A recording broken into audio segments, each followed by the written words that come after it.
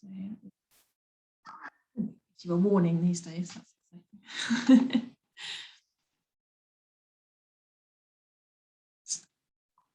okay, so yeah, welcome everybody to our November meeting, which technically should have been an October meeting, but we underestimated how much work we all had to do at that point. So we didn't have an October meeting, but we're having a November meeting instead. Yeah, so for those who haven't joined us before, I think we maybe have a couple of new folk, one of my fellow PhDs as well, which is nice. Yeah, so we are the Active Travel Postgrad Network.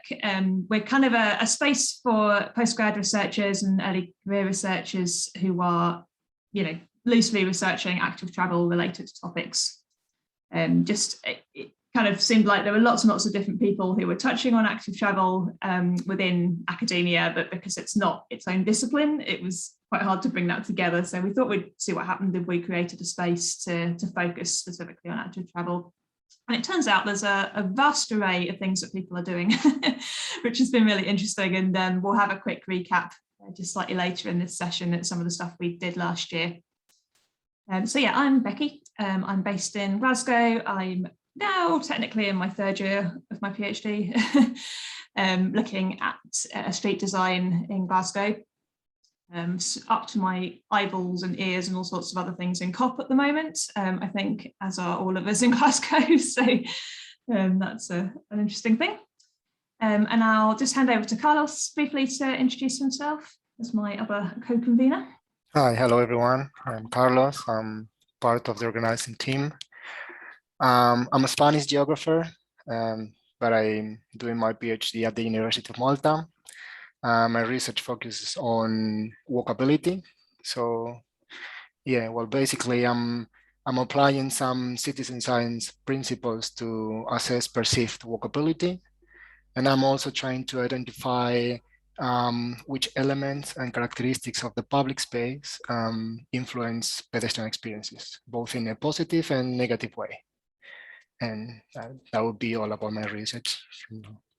I'm in my last year, hopefully. So looking forward to defending the thesis. Well, Becky, back to you. Yeah, and we are also joined by David McArthur today. David is a senior lecturer in the Urban Big Data Centre at the University of Glasgow, so he'll be speaking a bit later in the session. So I will not introduce, I will let him introduce himself later on. But yeah, really excited to hear from David later. I think given the number of us, we might just do a very quick go around the room, just for those that want to say hello and introduce themselves, because we have got some new faces. Yeah, if you don't want to do that on the screen, then just feel free to type it into the chat instead. But if anybody does want to introduce themselves and just say hello and where you are and what your research is, that would be interesting. I don't mind going.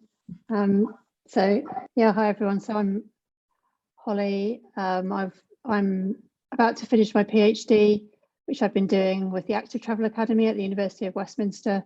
My research has been on children's neighbourhood mobility. So my background is urban planning. It wasn't specifically like an active travel project, but it has ended up focusing a fair bit on how children get around and the importance of understanding how they travel.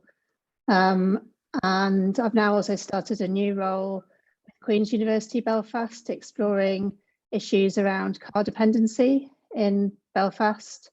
So that's very much looking at the reasons why car usage is so high and exploring factors that could influence getting people to either to travel more actively or also to use more public transport. And again, I'm finding it links quite a bit to my research on children, given that, you know, if children's parents drive, they end up being car dependent themselves, but without even having a choice about it. So it's quite interesting to sort of link the two themes. So that's me. Thank you. Anybody else? I won't pick on anybody. You can just introduce yourself if you want. I'm also focusing on car dependence. I'm from the University of Malta, and I'm looking into how we can encourage people to walk short distances rather than use the car. And I'm focusing on the determinant of laziness to understand that. Interesting. Thank you. Hi, Chris. I'm based in Helsinki. I just defended. I'm now in my first postdoc position, and what I'm working on is equity and accessibility. So like with a corner of right to the city, maybe like this angle. And in our current project, we focus on older people and how smart city infrastructure could improve planning for them in terms of accessibility. There's a big question mark, but yeah. Great. Congratulations on defending the thesis.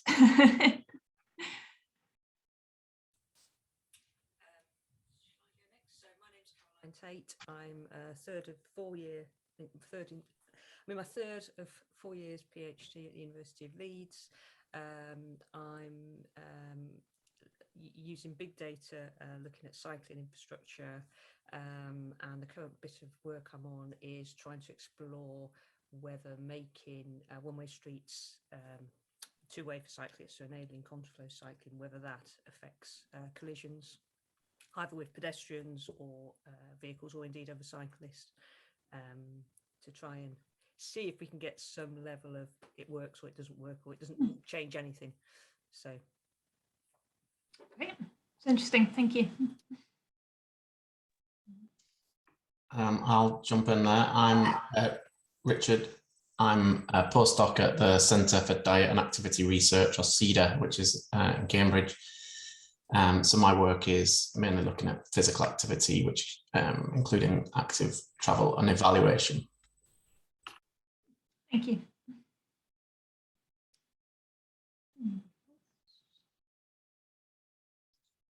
Hi, everyone, sorry. I'm Taufik. I'm from the University of Glasgow. I'm in my second year in PhD in urban studies. My project is I'm using data to develop a dashboard using RSigny to improve the effectiveness of the police patrolling allocation in Jakarta.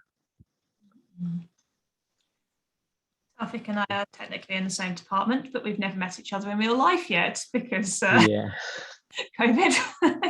I will meet soon. Hopefully soon.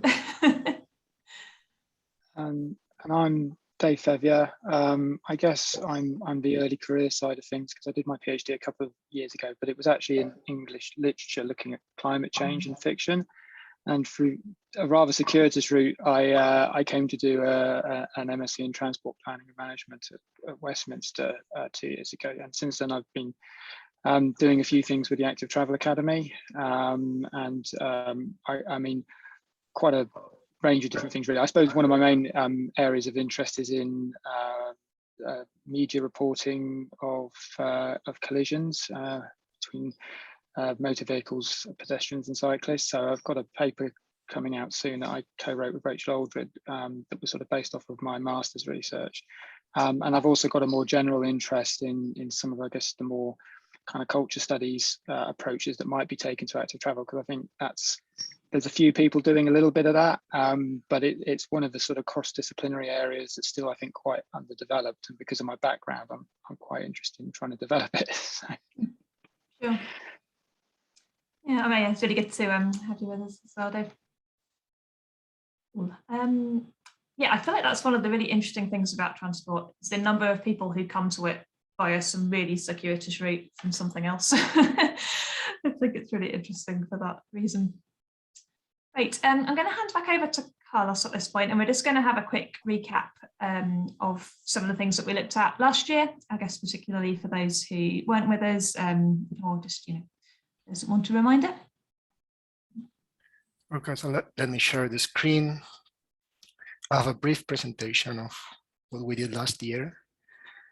From November to July this year. So when in our first event, we were discussing about different topics of active travel. We were asking each one what active travel was for each of us. And then we also asked what aspects of active travel were more interested in. And this is a word cloud that came up from all the participants. So as you see, we tried to cover these topics last year: behavior change, walking policy, and cycling, and so on. And what I'm going to do in this brief presentation is I'm just going to go through all the participants and their, let me see if I can pass, all the participants and their presentations, but I'm going to be brief because I don't want to take a lot of time in this. So that works for all the participants that I'm going to talk about. I included the Twitter account and some blogs or websites if they have some. So what I'm like to do is to encourage you to follow them. They're very interesting people to follow if you're in the field of active travel.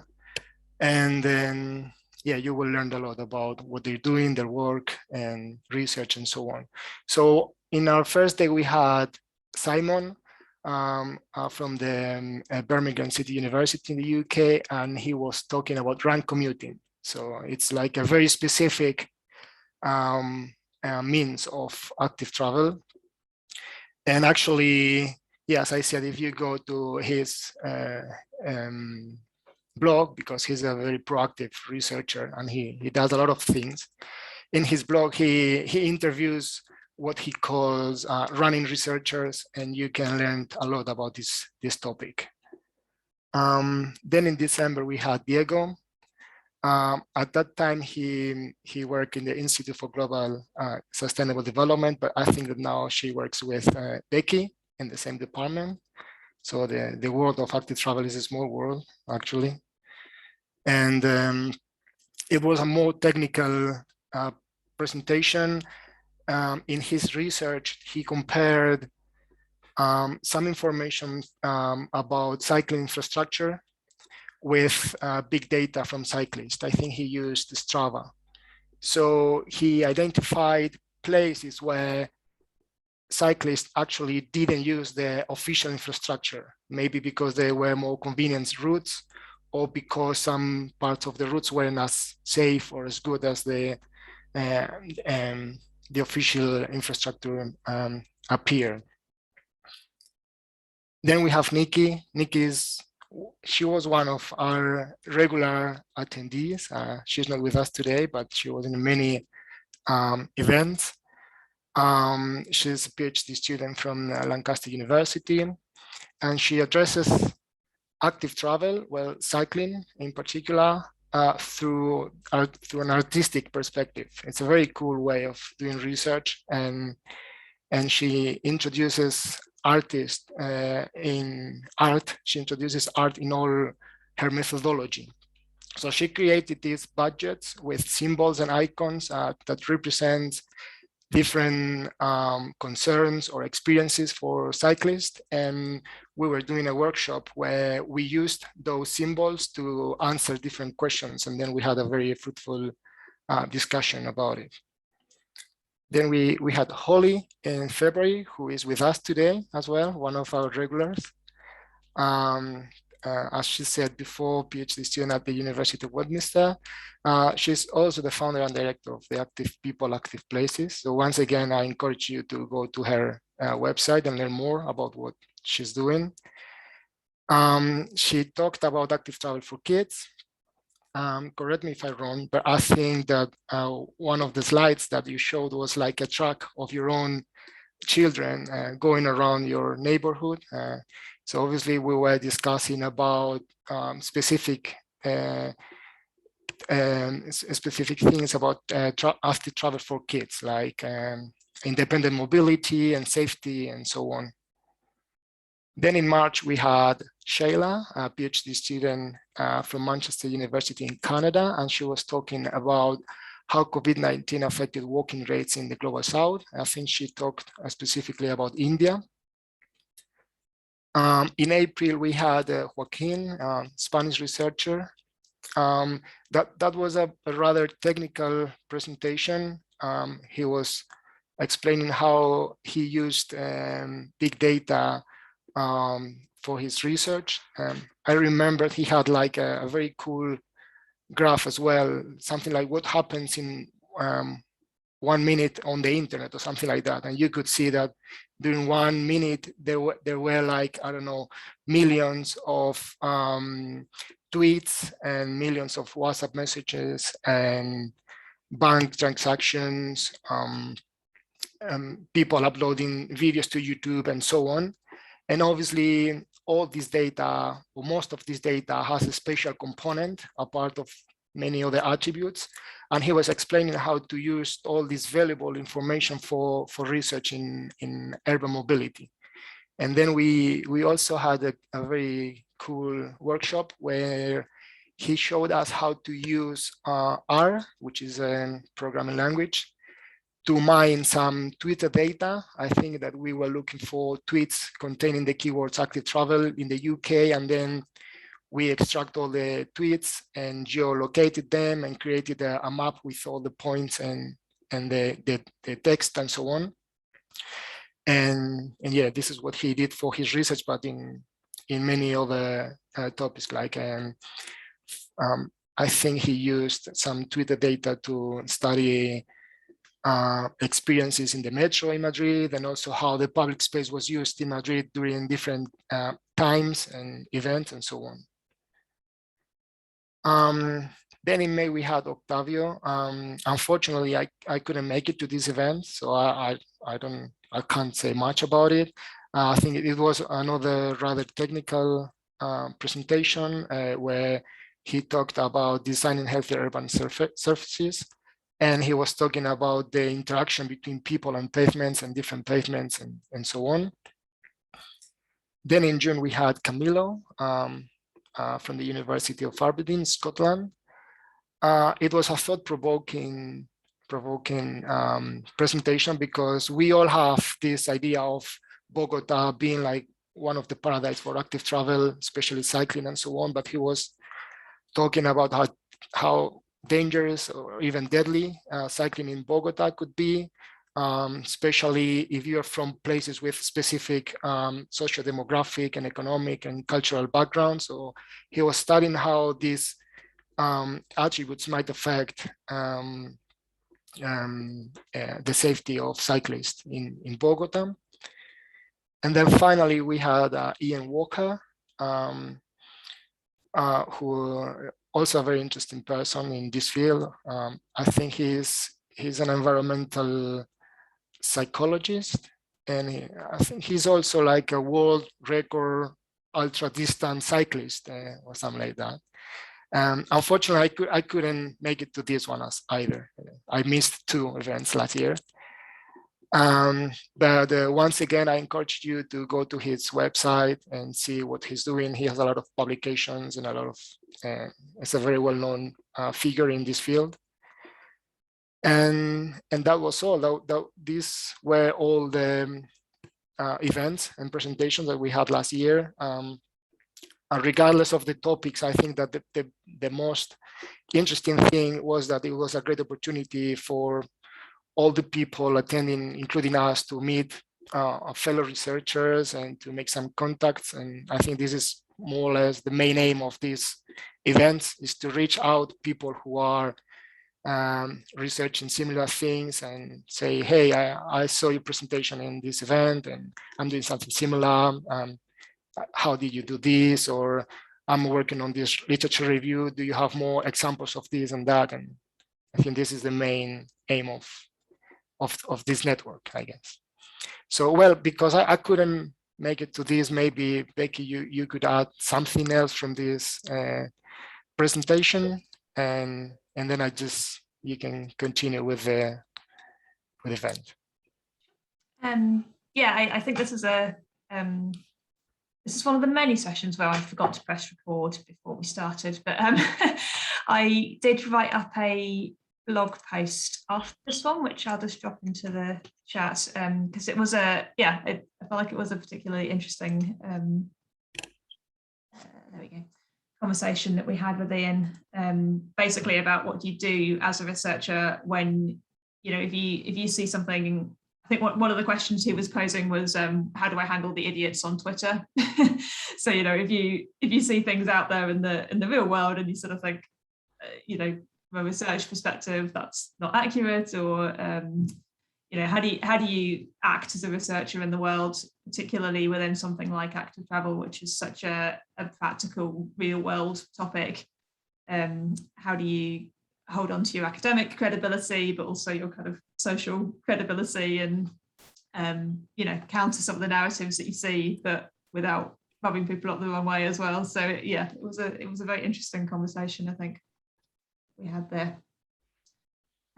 Yeah, so anyway, that was a recap, and thanks to Carlos for putting that together. It's quite nice actually when you see it all together. We did have a really interesting range of speakers last year. Yeah, the plan for this year going forward, so we've changed things up slightly. So we're going to have 3 different themes throughout the year. So this first couple of months here is going to focus broadly on kind of decarbonisation, you know, use of active travel to move towards decarbonisation. The second portion of the middle 3 months will focus on research methods. So we'll try and get some speakers speaking specifically about how they're doing their research at that point. And then the last section, the last 3 months, we will focus on kind of health, public health lens at that point. And within each of those 3 segments, we're going to try and get an academic speaker, you know, as in a grown up. We're going to get a grown up to come and speak to us about. And then we'll hopefully have somebody from our own network, somebody either at PhD or early career stage, and then we'll try and get a practitioner type speaker as well. So we'll hopefully kind of cycle through and have a bit of variance that way. We are looking for a January speaker from our network. So if you feel like your research is broadly to do with decarbonisation, which probably we all could argue that, and would like to speak at one of these sessions, then do get in touch with us. We would also really, really love some new people on our organising committee. At the moment, we're down to 3 of us, and 2 of us need to complete our PhDs.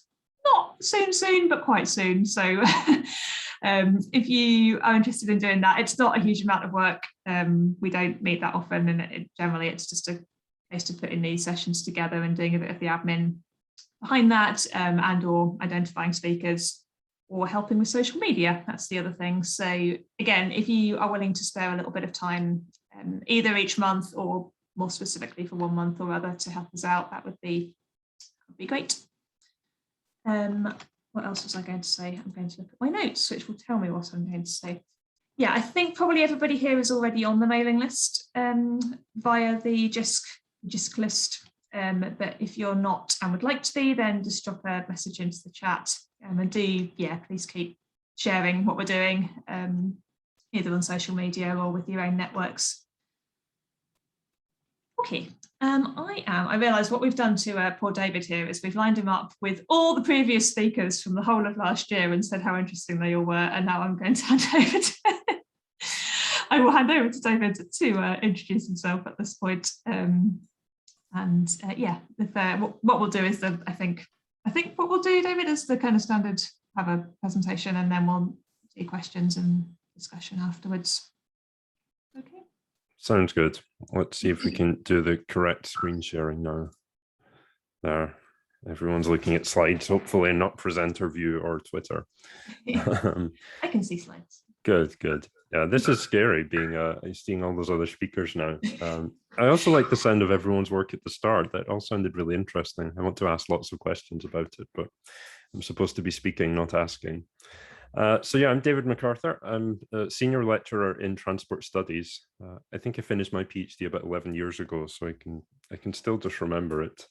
I was an economist, and then I've sort of ended up into transport, and then meandered into active travel. So that's more or less where I am at the moment. Most of my research is about cycling, I think, but I'm going to talk a bit more about pedestrians today.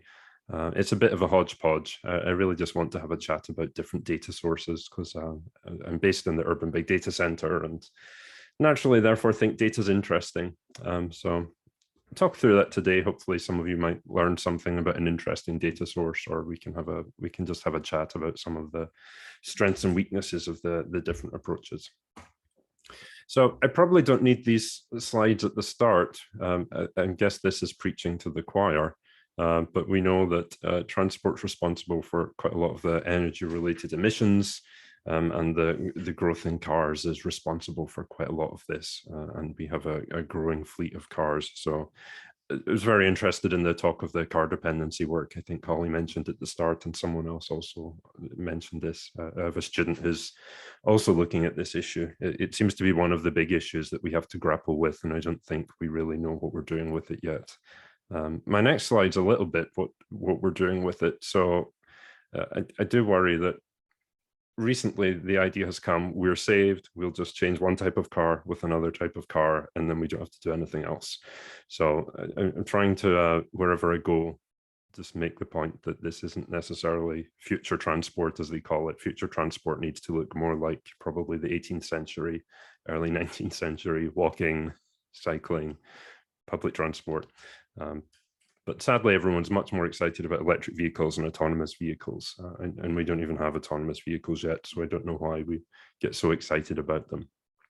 So I'm trying to talk a bit more wherever I go about let's not get carried away with the electric vehicles. So in Scotland, quite a lot of the trips that people are making in cars and vans and even bus journeys are pretty short. About 5.5 kilometers is the average for this, which is also the average length of a bicycle trip.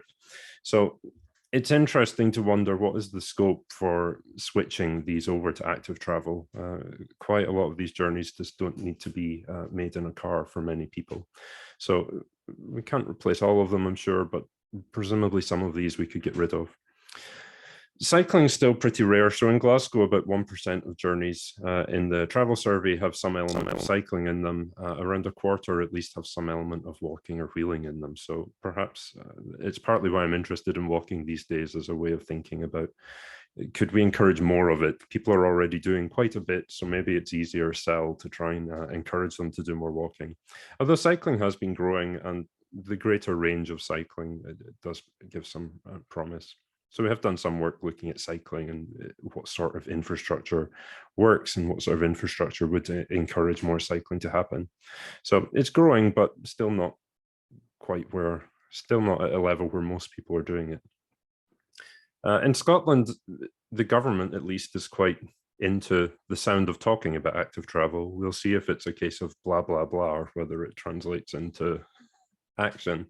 But Scottish Government wants to cut the total distance travelled by cars by 20% by 2030. It's been sort of increasing over recent years. It's pretty high, so they want to cut this. I'm still not clear what the mechanism they're using to cut this is. And by 2025, at least 10% of Transport Scotland's budget should be going on active travel.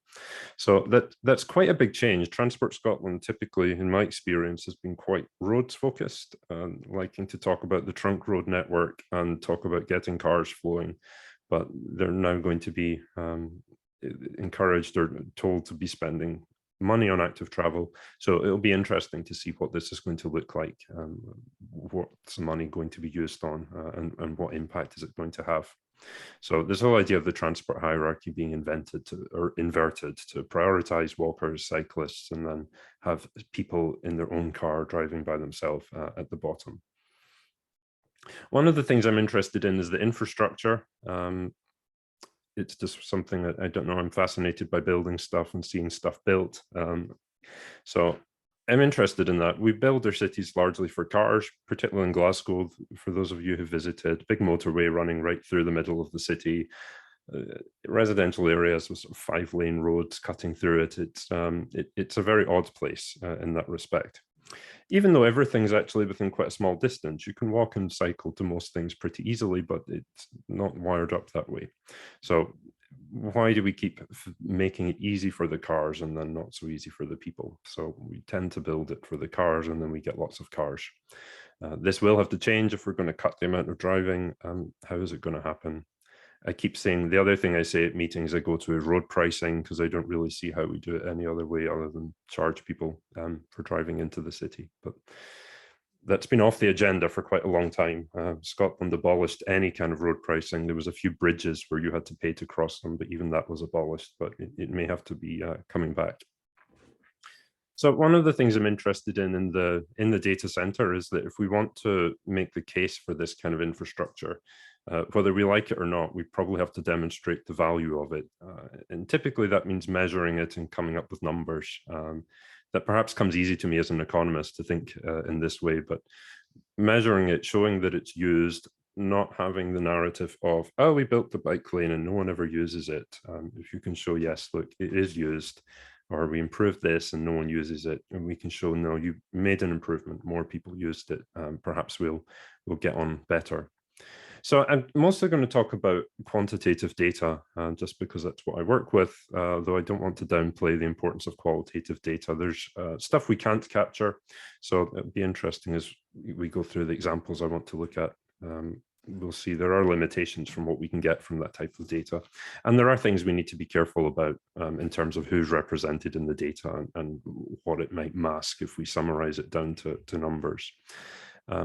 So qualitative data important, can be expensive to collect. For Becky's project, she's learning the hard way, some of the standing out in the cold, looking at things, observing things, getting much richer data, but at quite high cost. One of the things we're interested in, and was in the title slide, was this idea of digital footprint data. So I see you've already had some presentations that were summarized at the start that have talked about this. So it's really just the idea that as we go about our business, we tend to interact with systems and sensors and so on, and we generate little pings of data where we go places and do things. So a lot of this data is out there. It's being collected automatically, and it could be useful if we can access it and if we can link it, process it, and use it, which isn't always so easy, but that could be the dream. Typically, a lot of the sources we have worked with are surveys, and they still remain important. They get some types of data that we can't get otherwise. As I'm sure you all know, active travel can be a bit problematic in that people do tend to underreport it, particularly for short trips. If they walk somewhere, walk to the shop briefly, or use walking as part of the journey, people don't always bother to report that in their travel diaries and surveys. So that could lead us to undercount it, perhaps therefore to think it's less important, perhaps to dedicate less resource to it. For cycling, it can also be a problem. So I think in the Scottish Household Survey, which is a representative survey, the equivalent of the National Travel Survey, I think in Glasgow, we have something like 3 or 4 people who've reported any kind of cycling activity. So, which is probably representative, you know, if you do the sample size, that's probably you should only expect to capture a few people. But that makes it very difficult. How do you analyze anything about cycling if you survey 2 people? So you either have to target them specifically, but in these representative surveys, you might not capture them at all. At least for the moment. If the level's higher, we'll capture more people, but for the moment, that can be quite tricky. These surveys are expensive to conduct if we're going to do them properly, and they might lack certain details. So we do get good information about demographics, for instance. People might be able to tell us the trips that they made, but probably not down to the detail of, I walked on this street at this speed, and then I turned right and walked on this street. We're probably not going to get down to that level. So traditional sources still useful, but we might have some new opportunities. Some of the stuff we're at the moment mostly playing around with are counters. Quite often these are cycle counters rather than just for pedestrians. There seems to be a tendency if you install a cycle counter somewhere, you might attach a little bit of pedestrian counting kit onto it to be able to do that. Interestingly, they're not always so easy to get the data out of. They tend to be owned by a bunch of different organizations. We wanted to do a project to look at the impact of lockdown and COVID on cycling rates. And then we tried to gather all the counter data, and it was a whole bunch of different organizations owned it and had various types of ways of keeping it and of measuring it and of storing it. So it turned out to be quite difficult, but it's there. You get sort of full counts potentially over many years, every day, every 5 minutes. So you can get some quite interesting information from that. There's also companies that are doing this, like Springboard, who are counting how many people are on high streets and whatnot, mostly to look at footfall for shopping. So there's a commercial application to it, but at least in Glasgow, they've made some of this data open now. So it gives us this record of people who are using it. Being a private company and the fact that they make money from the data also seems to encourage them to maintain them more. There is a tendency that people budget putting in a cycle counter and then there's no revenue funding to maintain it. So it breaks and then that's it. I think Glasgow had some recently made that were a nice bespoke design and had this public information screen, but it broke and there was no replacement components because the company doesn't make them. So now they're just been taken out and there'll be no more data from there. So some problems with sensors, but they do play a role, and they have the benefit of capturing everyone at a particular point. One of the other things we looked at in the center is mobile phone data. This could be through things like Strava. So I think you've mentioned that was some data you've had a presentation on before. It's data set I've worked with. So this is where we're tracking our own activities and then uploading them. And those are sometimes available to researchers to use. So Strava is a good example where we can get an understanding of which route cyclists are choosing, perhaps how speed they're traveling, how many trips they're making. Pretty good. Relies on people having the app installed and opting to share the data. So we might worry a bit about how representative it is. There's increasing interest in using apps in surveys. Department for Transport sort of considering it, but hasn't done it yet. But where we give them a traditional sort of paper-based survey where they may fill it in, give some details, but we may also supplement that by having someone install an app on their phone to capture their mobility data. So we're about in the center to do a sort of pilot of how this might work. We will get people to put an app on their phone. We'll get them to fill in a travel diary as well, and we'll compare what do they report versus what do we observe from their mobility.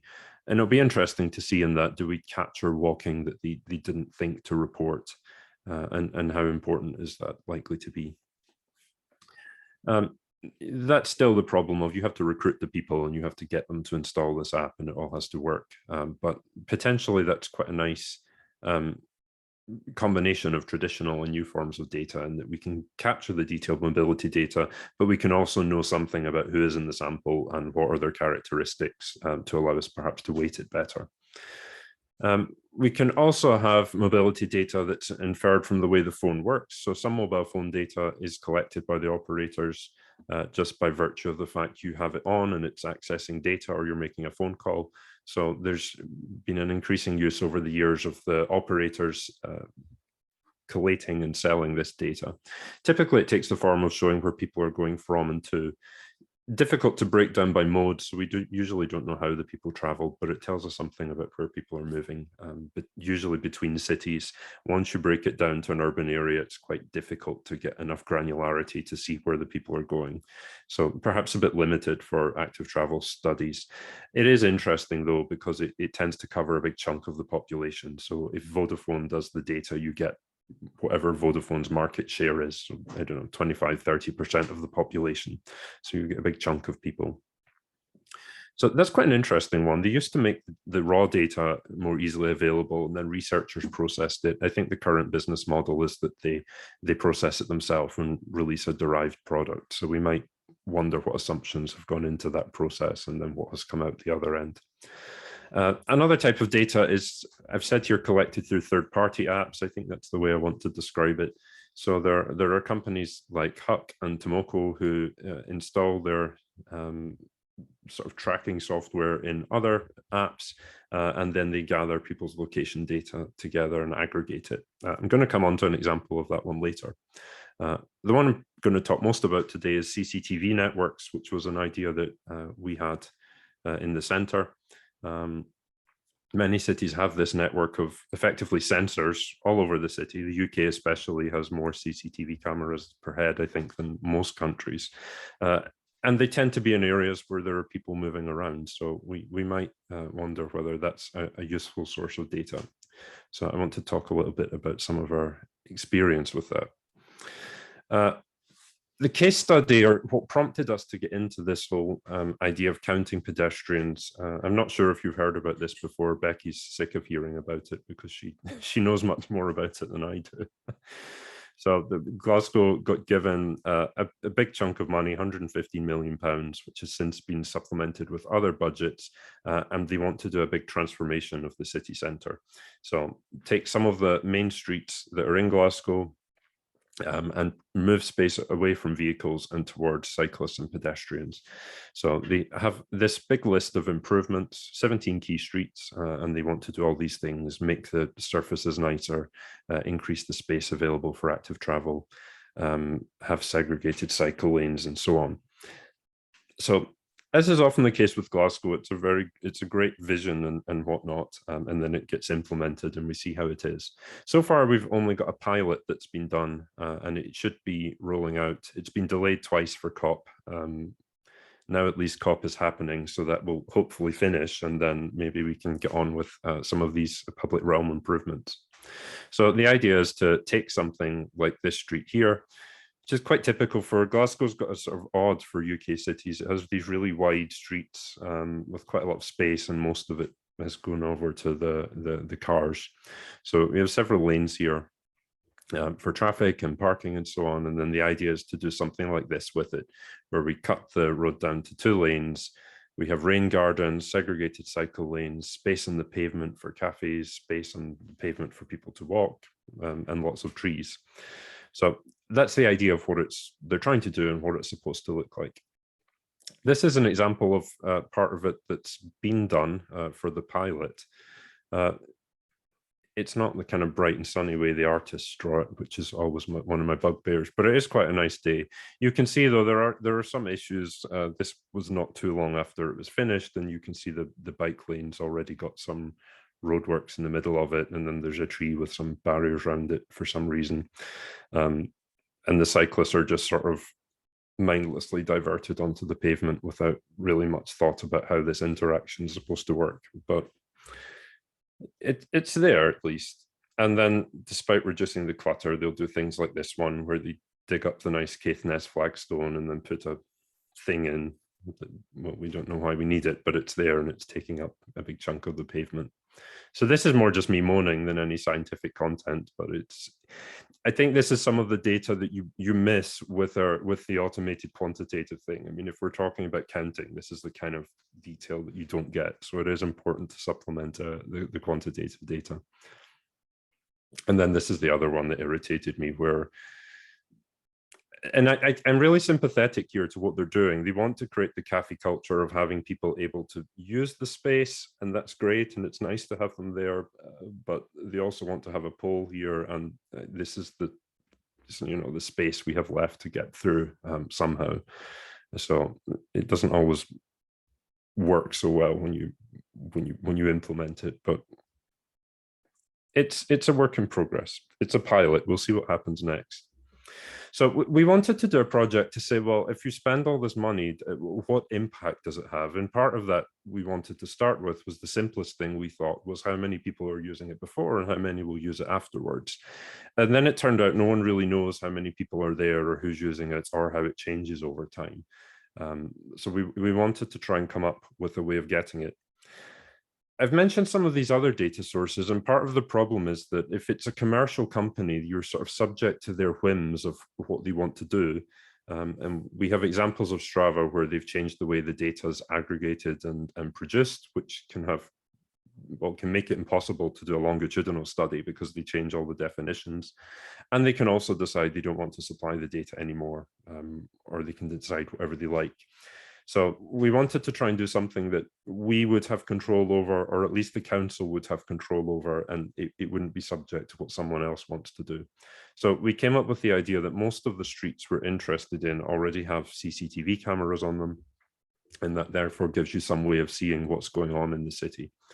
So we said, let's have a look at what technologies are out there, and we implemented one of the standard object detection algorithms that allows us to count a bunch of stuff. We were most interested in pedestrians, but it will also count cars, buses, trucks, and various other bits and pieces. So what it does, or how we've set it up, is that the cameras are around 40 in the city centre. Every half hour turn themselves to point to a specific location. They take a picture. A machine then looks at the picture and counts what it sees on it, and then it writes all that to a spreadsheet. The nice thing about it is that none of the images from the camera or the sensitive data goes outside the normal secure environment. It's all done in the same place that the people look at the screens, and then the images are destroyed afterwards. And what we're left with is a spreadsheet that gives a count of how many objects were in each image. And for each image, we know the time it was taken. So it's not a traditional count, but it is a kind of measure of busyness, or how many people are there. So this is an image just to show you how, well, you know what a CCTV image looks like, I'm sure, but this is it without any people on it. So that we're not disclosing anything. So I was quite surprised at the quality of them. I think I'm used to watching Crime Watch, where the CCTV is a grainy image, but they are actually fairly high definition now. And I think this isn't even the full resolution. I don't think they operate the cameras at the full resolution normally, but this is what they operate on. So it's actually pretty detailed. You can see relatively well. So it zooms around to this position and takes the picture, and then we count what's in it. We've been developing the model, so it now goes faster and is a bit more accurate, and the computer scientists keep coming up with new ways to do it even better. So it's quite impressive what they're able to do now. We can count the number of poles in the image that I'm not sure need to be there. I mean, there's quite a few there, but that's another point. So we wanted to look at the before and after, but we were too slow. So they did the pilot. So we didn't have a before, but we are now monitoring at several places across the city. So the delay in rolling out the rest of these avenues was actually quite helpful, because we were able to capture the before data. We ended up, because of the pandemic, the council was suddenly interested in how many people were in different parts of the city.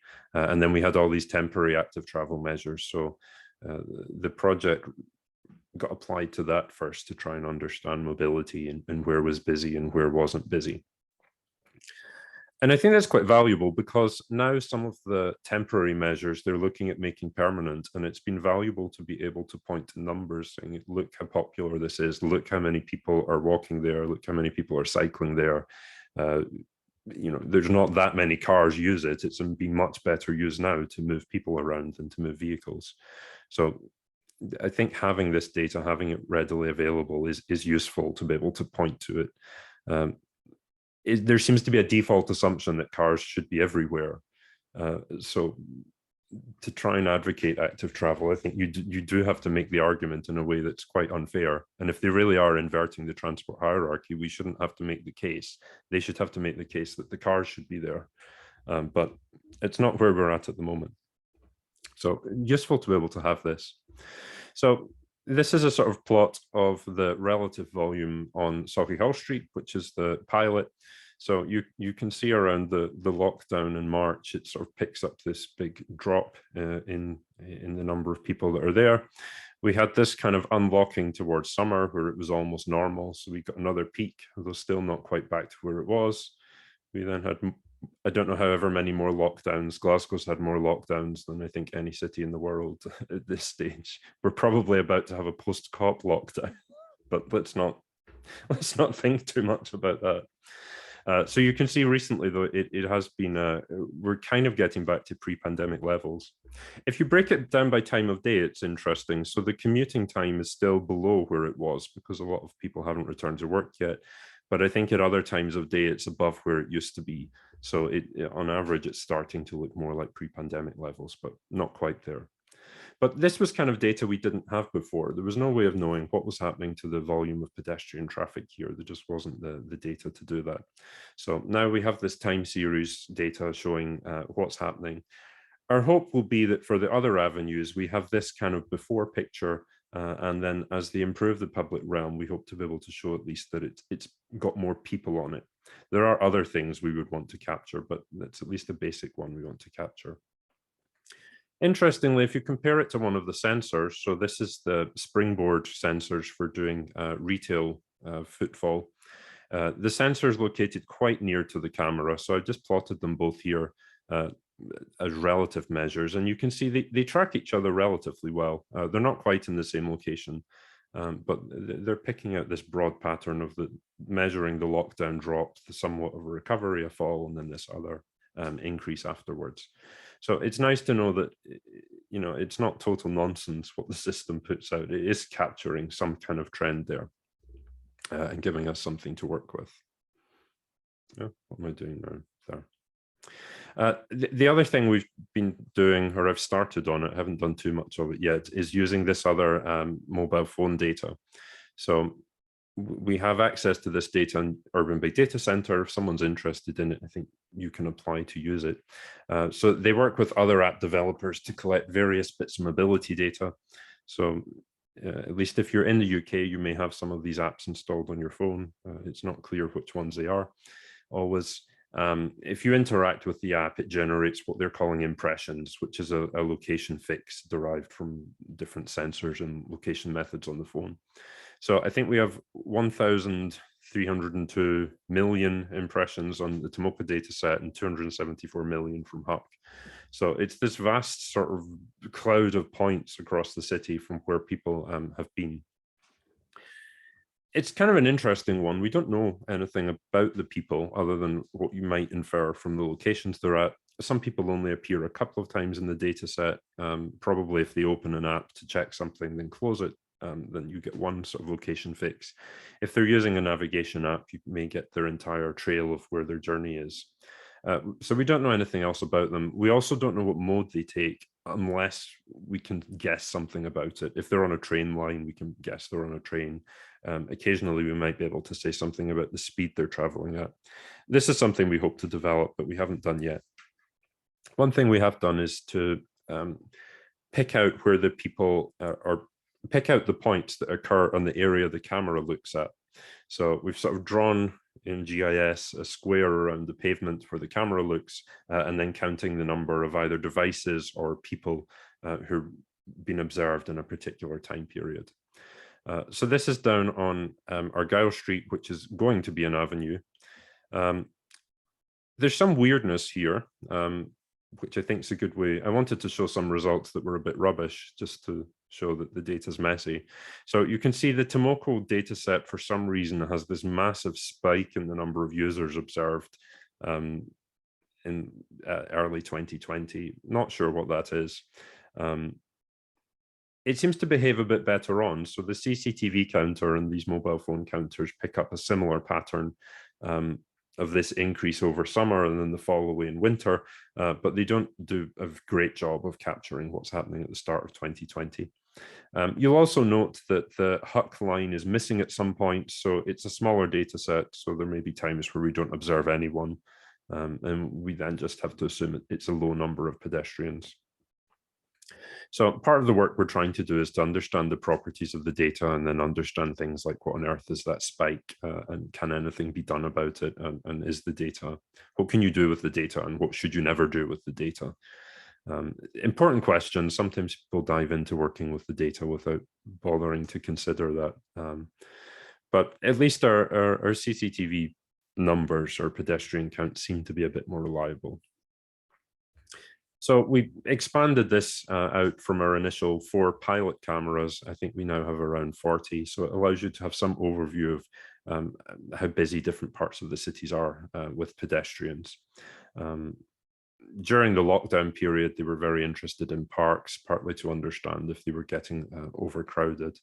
So one of Glasgow's big parks, Glasgow Green, this was the plot of the activity over summer. So you can see on a day where they had a demonstration, there was a big spike in the number of people observed.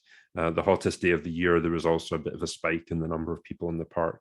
So if you plot it against things like weather and seasonality, you do get the sort of patterns out of it that you expect to get. People liking the nice days, weekends tending to be a bit busier than weekdays and so on. So relative numbers here are a bit tricky because it's counting how many people it observes in an image, and that depends on the angle you take the image at and the field of view and so on. But as a relative measure within a camera, it gives you this sort of trend that's happening. So this allowed them to understand something about how the parks were used. And then we have this kind of thing, which shows some of the cameras that we have, and then the relative daily volume. The scale's a bit ruined on this one because of COP. So I think on Brumie, if you can see my pointer, it's got an increase in the number of people appearing there, and particularly the Clyde Arc, or the Squinty Bridge as it's called locally, has a big jump in the amount of activity. So for different sorts of places around the city, some of them parks, some of them along the canal, some pedestrianised streets, some shared spaces, we can get an idea of how many people are there and is there an upward or downward trend. This was the one for the Clyde Arc. This is close to where I think COP's happening behind where the image is taken. So there's been a massive spike in the number of people that have been observed there. Maybe police standing around, or I think they've had some demonstrations there as well, so that we're managing to pick up that, which is not really what the system's designed to do. It's more about trying to capture if additional walking is happening, but it has all these other unexpected uses. And of course, because it's been done by the council, we do need to demonstrate value. So they like this kind of thing. So it's helpful if you can supply this. Other potential applications we haven't done anything with is looking at where the people are detected. So this is the going to be the next avenue, and we get a sort of fix of where the person was detected. So each blue dot here was where the machine thinks it saw a person. So it might give us some idea of parts of the street that are busier than others. You can see here roughly where people cross the road, where they're waiting to cross the road, and so on. So this could be valuable in some places. We're not quite sure what to do with the data yet, but I think on the far side of the cross, you can see some people must stand there to cross, and maybe some people sitting on ledges where there's a little cluster of points. But quite interesting. The main thing is, though, this happens automatically. No one has to collect it. And once it's set up, there's not an additional expense. It's also a system that could be rolled out anywhere that has cameras with a decent quality image. So that's my kind of hodgepodge of stuff I wanted to talk about today, mostly about data and what we're collecting. So I think the value of doing this type of thing is being able to document what the benefits of some of these interventions are. So whenever the council's doing something, to at least be able to say, look, it was successful in this sense of at least more people walked or more people cycled. We do need to understand more about these sorts of data. So we've seen the mobile phone data there, impressive in its scale, but what should we do and what shouldn't we be doing with that type of data? What are the biases in it? Who's represented in the data? Who's not represented in the data?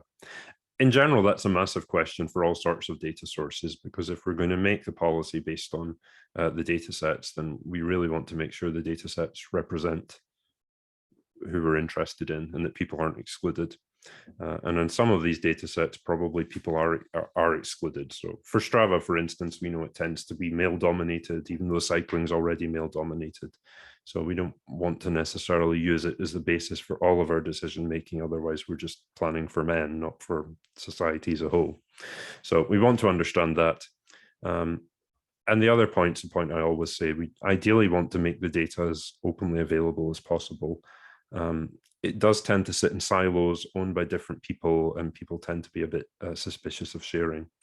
In terms of the very sensitive data like mobile phone data, we probably don't want that being open, but there are other things, pedestrian count data and so on, that could be made openly available because it isn't particularly sensitive. So that's that. Thank you for your attention. Happy to take questions or to hear about your data sources or whatever you want to talk about. Thanks, David. Well, yeah, that's still interesting to me, even though I know a lot of this. Becky knows it all. But it's still interesting to see it presented, see in the counts. I suppose maybe I'll kick us off with a seeding question, but yeah, then we'll certainly hand over to the floor. I mean, this is a genuine question that I don't know the answer to. Is there intent to, given that we've got COP26 invading every corner of the city at the moment, is there any intent to monitor, to do anything with that data to do with, analysing the impact of having the event here? I think certainly we'll look back at it. I don't think it's been used for any operational reason.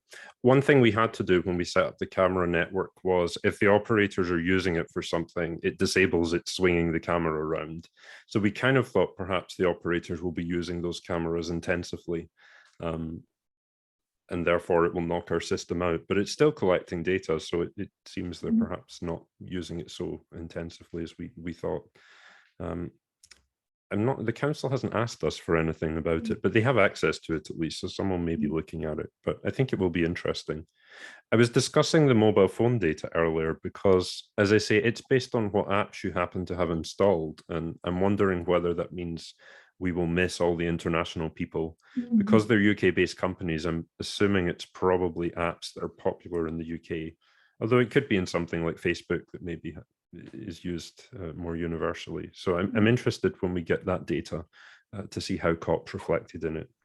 But it'd be interesting to see how it disrupts mobility of the local population and so on. I'm going to say that because one of the interesting things that we've had happen, Glasgow as such, it doesn't have a lot of dedicated infrastructure for cycling or walking really, but particularly cycling. And the main kind of arterial route for cycling goes right through where the venue is for COP. And so they've closed all of that. The council have put in what they're nominally calling a diversion route, which really isn't suitable for cycling in a lot of places. It's a lot of get on and off your bike and get on the pavement, and it really isn't really good enough. So I think it would be interesting to see whether it was possible to pull anything out, in terms of that disruption from that data. And I got trapped in a park, so I mean, and making people walk. I had some GPS of me walking around the park trying to find a way out. So who knows what the data will show in the end. Yeah. Cool. Does anybody else have any other questions or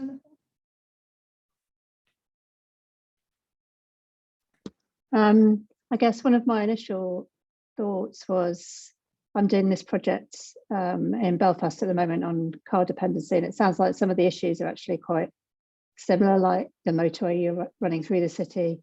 I admit I don't know Belfast that well, but from what I've heard, that's kind of very similar issue over there. One of the things that's coming through, in spite of my interest in active travel, is the fact that public transport is potentially one of the ways to get people out of their cars. And I just wonder if that's how you've incorporated that into any of your work and things. No, it's a real tricky one. Glasgow really embraced the deregulation in the 1980s, and certainly buses at least are owned by a bunch of different companies, and the data therefore is very commercially sensitive. So even the sort of Transport Planning Authority doesn't have access to what's going on in the buses especially well. I did some work with the council using the timetable data to try and build up some accessibility indicators, just to show from different parts of the city how long does it take to journey to other parts of the city or to access a GP or a school or so on. So there were some interesting differences there, and also by ethnicity and gender and age, certain groups had better journey times than others to different amenities. So we did that, which went into the council's or is being fed into the council's transport strategy. But in terms of capturing it here, we haven't done that much. Although we can count buses at least, but you want to know how many people are on them.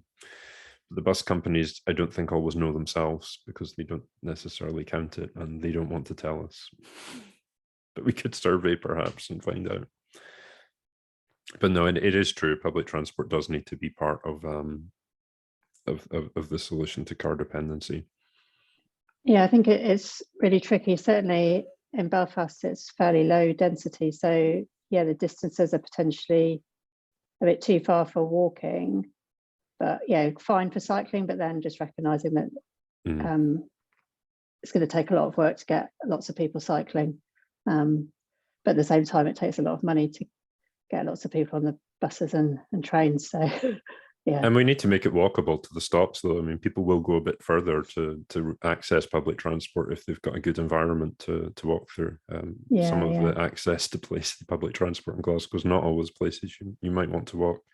We do have some cameras looking at train stations, actually, because this was something the council were interested in. If we point it at the entrance to some of the main stations, can we get an idea of when rail traffic's picking up again? So we do have some data on that. Cool, thank you.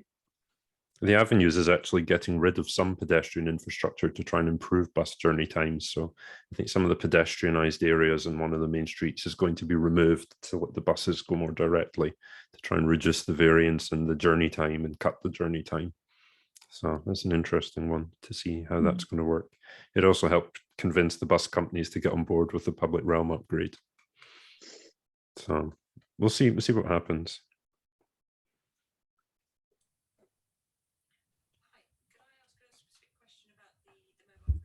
Mentioned. I've just had a look at the website, and obviously you've got the Scottish data available, but it looks like I might be able to access some of the English data. Is it purely footfall, or can you get other sort of activities from it?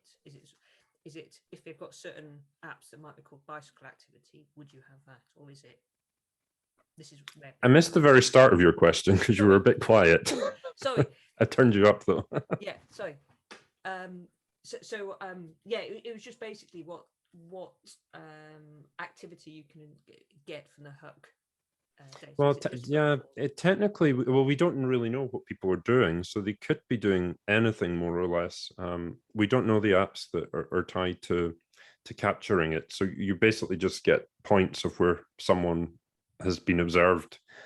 Sometimes, and you might be able to infer from speeds or routes or what type of infrastructure they're on, what it is that they're doing.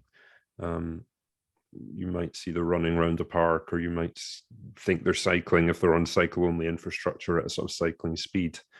But at the moment, the data set's just the points, and then you have to figure out from there. We're going to try and do some work. We're going to do this mobility survey, and then try and use some machine learning to learn the patterns of what different modes look like, and then see if we can transpose that onto this HUC and Tomoko data set. Don't know how successful that's going to be, but we're going to try it.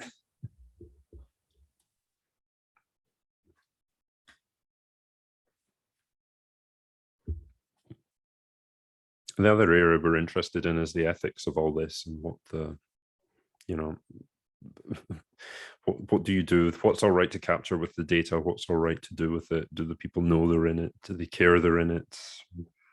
We care they're in it. We care about them. So yeah, it's an interesting one, the whole big data thing, and what we consent to. I see Facebook or Meta is about to delete face recognition stuff for 1 billion of its users because they're ditching the feature over privacy concerns. So it's yeah, it's scary to think what data's held about us. Have you been challenged on that at all? Has the council been challenged on the use of CCTV? Not yet. So they had to go through all the sort of privacy notices and data protection impact assessment. So it is all posted that this is now a use of the data. And we present the work, and I mean, this is recorded, it'll be in YouTube. So it's not a secret, and we have blogs about it, and it's open data. So people don't seem too concerned about it. We did take sort of great care to make sure that it's the images don't leave, they sit where they go anyway. And there is an ethics, I think, of it. I don't think it's ethical to say let's not use any data ever, because that'll be the best way to protect people. There is a sort of, if we can make the city better, and the public have paid for this infrastructure, and we've found a new use for it that can benefit the public, there is a kind of, if you're in the position to do that, maybe you should do it. But at the same time, it's not the original reason it was put in. Do the public know it's used for that? Do they want it used for that? Would they mind it being used for that? Do the motorists want us using the CCTV cameras to say, oh, you should put more pedestrian infrastructure, or you should put another bike lane? So it's a really interesting one. I don't know if we'll ever have the answer to it, but I like to ponder it.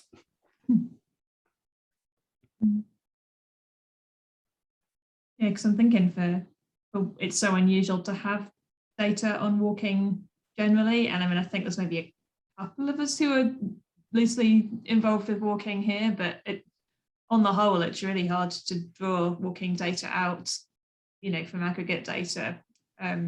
So yeah, and realistically, if we're talking about either already having a lot of people walking or wanting a lot of people to walk. We need a way that, a crude measure at least, that's going to capture a high volume of data in one go. And obviously, yeah, as I've discovered, trying to do that manually is quite difficult. So yeah, it does make sense to have access to the likes of CCTV, that you can see if you just sort of tell somebody that's what's happening, then almost the knee-jerk reaction would be to mistrust it. And I think some cities around the world we do object detection. I think they do recognition, and particularly facial recognition. So you might see, we observe David on this street at this point in time because we recognize his face, and then we see him over here, which is interesting because you can then start to do origin destination links and calculate journey times and infer what they're doing. But that's a whole other step once you start saying it's a particular person and you start processing that kind of data. So ours doesn't, there's no way to link it. So you lose potential value, definitely, but you're not going around saying who people are or tracking where they're moved and then making it easier to match to other data about them. There's also some uncertainty in the algorithm, so it's not like it does a perfect count. It may slightly over or undercount in a particular image, so that also blurs it a bit if you're thinking about linking it or trying to identify individuals. It makes that a bit trickier, but it washes out over time, so the trend looks okay. But it does get a bad reputation, I think, because people go, oh, CCTV recognizing people. No, we're not doing that. Well, but other people are probably. They're probably not in the UK.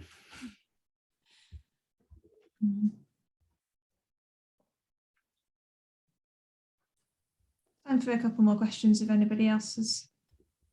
I was just going to say, all private companies on private land, they may well be doing that. And such a lot of city centres are now privately owned land that we walk through thinking it's public.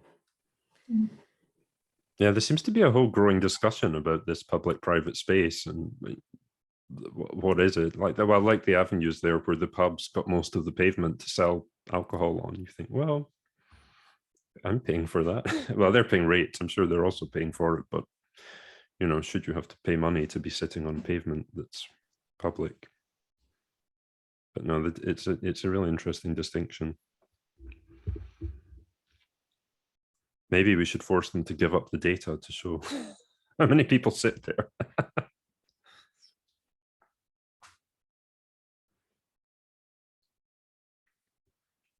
Anyone else using this type of data? If I can butt in and ask a question.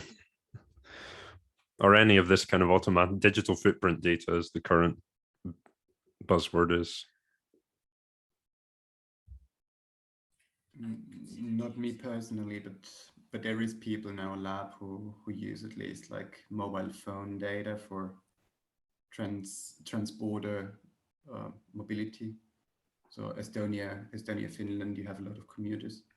Yeah, I know Finland has it. Tartu, the lab is where they do a lot of work on this. Exactly, Tartu, like exactly Olle Järv, my colleague who is doing mostly of that.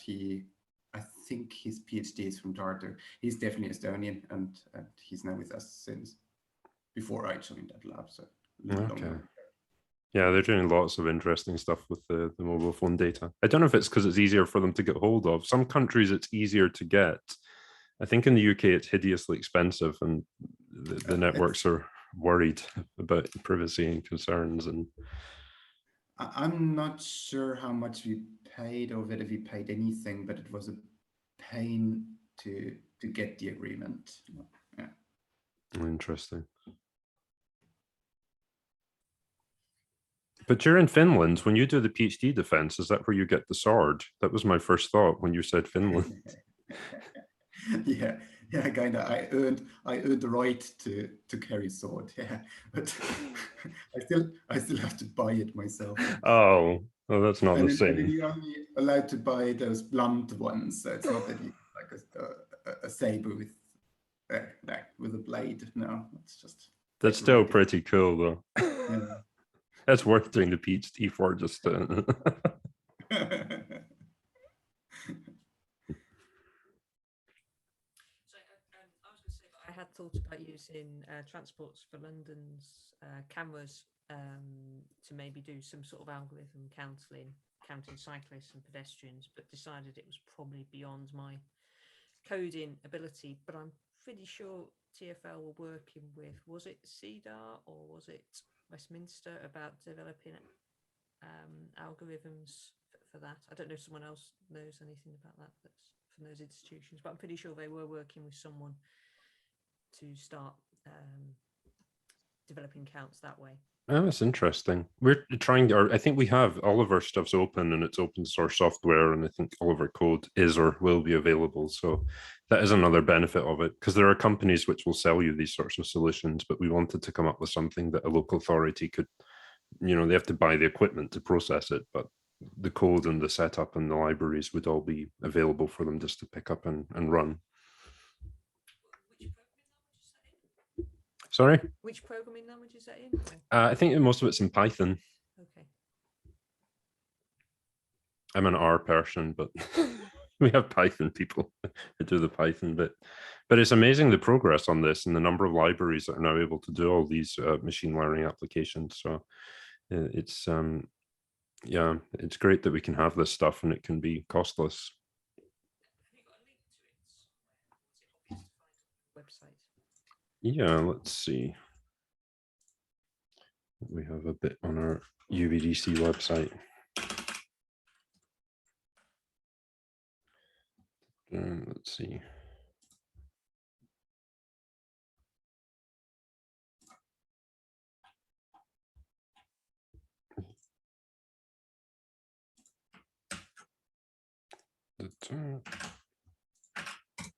Yeah, so that's a kind of description of at least the data. I don't know if we have all the code somewhere. It keeps being developed because they keep releasing new bits and then we keep improving it. But we were discussing at our last meeting, we have to just stop and leave it as something.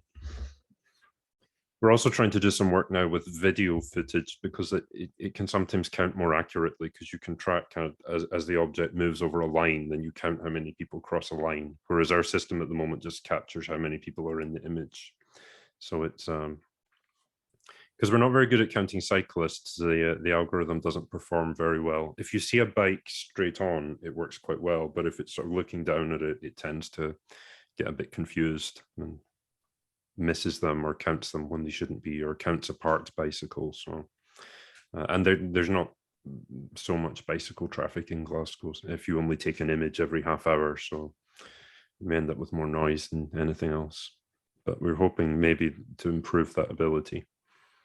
There's this Dutch startup. I think they started at the University of, not sure now, maybe Utrecht, who replaced the bicycle counters, like the ones which used to have like magnetic sensors or something, and they replaced that with like some artificial intelligence computer vision thingy, which is apparently really good at detecting cyclists. So maybe they have something online if you Google that.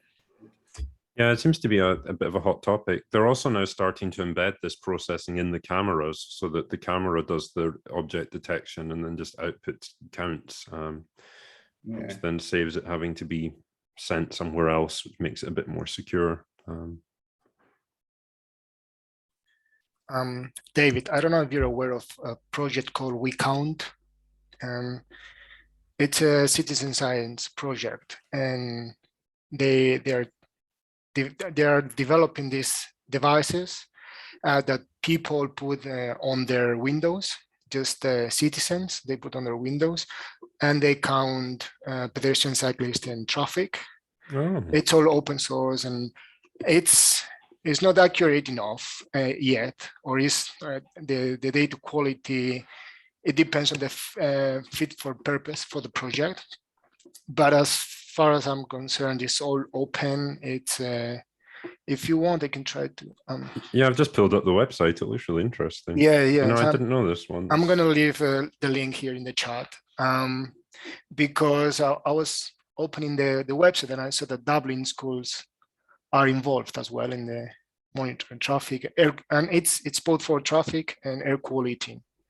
Okay. Yeah, so basically, I know that people need to live in either the first or second floor, that you cannot have anything blocking the views for your sensor. So I mean, because it counts when the person or the object starts from one part of the view, the screen, and it leaves the screen. Oh. So if you have something in the middle, it is not able to count the movement. But as far as you have an open view and you live in either first or second floor, you can contact them. They will send you the device, and you can put it on your window and contribute to the research. Oh, interesting. Oh, thank Yeah. you. I didn't know this one. It's always something new. Always someone doing something. It's fairly clever. new. I think they started last year, I think. Okay, I don't feel so bad for missing it then. Yeah. No, I'm obsessed that if we count enough of the important stuff to be able to present evidence, that we can hopefully change minds and get things going in the right direction. Maybe I'm naive. Of course, the things that you count become the important things. So there's a reciprocal relationship there, isn't there? Yeah, you count what you're interested in and get interested in what you count. Yeah. Has anybody got any final questions before we wrap up?